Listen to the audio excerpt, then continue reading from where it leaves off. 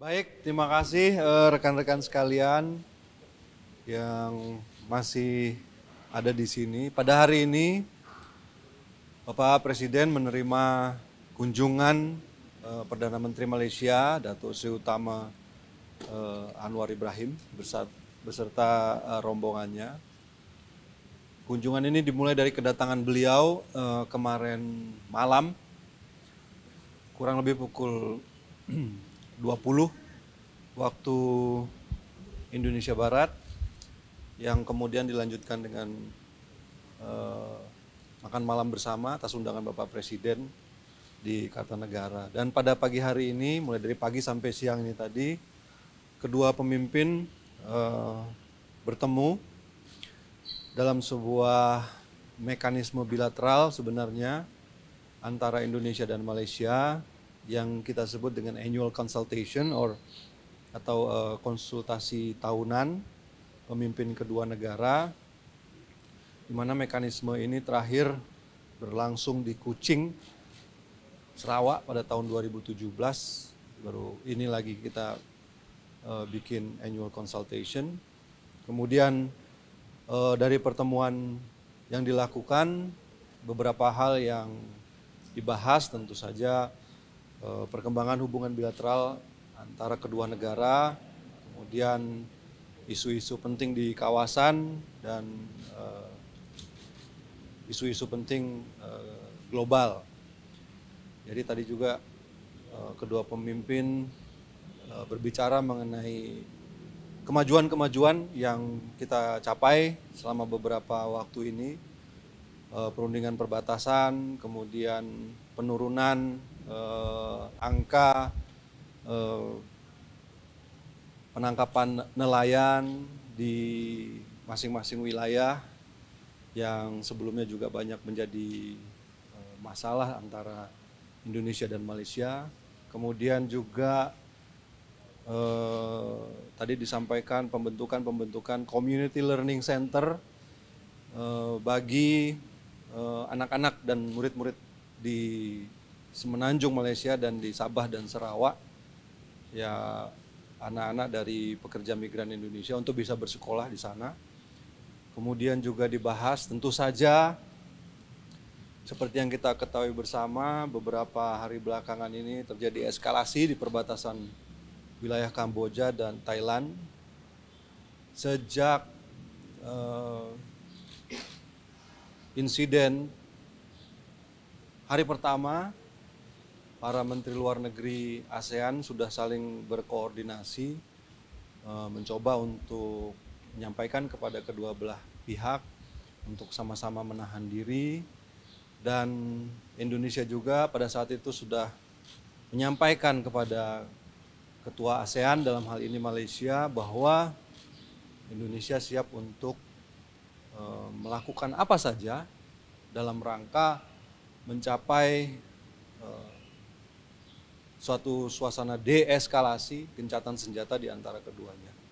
Jadi selama beberapa hari ini komunikasi intensif terus dilakukan, dan yang sama-sama kita ketahui kemarin dilakukan pertemuan antara dua delegasi dari Thailand dan Kamboja di Kuala Lumpur, dan tentu saja hal itu juga dijadikan salah satu dari bahan pembicaraan pada pertemuan konsultasi tahunan siang hari ini. Dan pertemuan bilateral juga dilakukan tadi sambil makan siang, membahas hal-hal yang perlu diselesaikan dalam suasana yang sangat akrab dan penuh kekeluargaan. Jadi Presiden juga menyampaikan bahwa antara Indonesia dan Malaysia harus erat hubungan kerjasamanya, karena kita berasal dari rumpun yang sama, kita memiliki budaya yang sama, kita share bahasa yang sama. Oleh karena itu persahabatan Indonesia dan Malaysia harus sangat erat. Hubungan persahabatan itu juga harus diwujudkan dalam hubungan ekonomi yang baik antara kedua negara demi kesejahteraan kedua masyarakatnya. Oleh karena itu tadi kita juga bisa dalam pertemuan bilateral antara kedua delegasi berhasil menyelesaikan beberapa eh, isu-isu yang selama ini pending, isu perdagangan, kemudian dan bagaimana meningkatkannya, serta hal-hal yang selama ini masih menjadi pending issues di antara keduanya. Saya kira itu saja rekan-rekan yang ingin saya sampaikan. Ada mekanisme khusus nggak sih di ASEAN untuk mengadres masalah di Thailand Kamboja itu? Atau ini saat ini masih di level Antara Kamboja dan sebagai ketua gitu? Antara Kamboja dan Thailand itu ada yang namanya Joint Border Committee ya, yang akan ditugaskan untuk membahas urusan perbatasan ini. Tapi kita juga menyampaikan bahwa ASEAN semuanya ada dalam suatu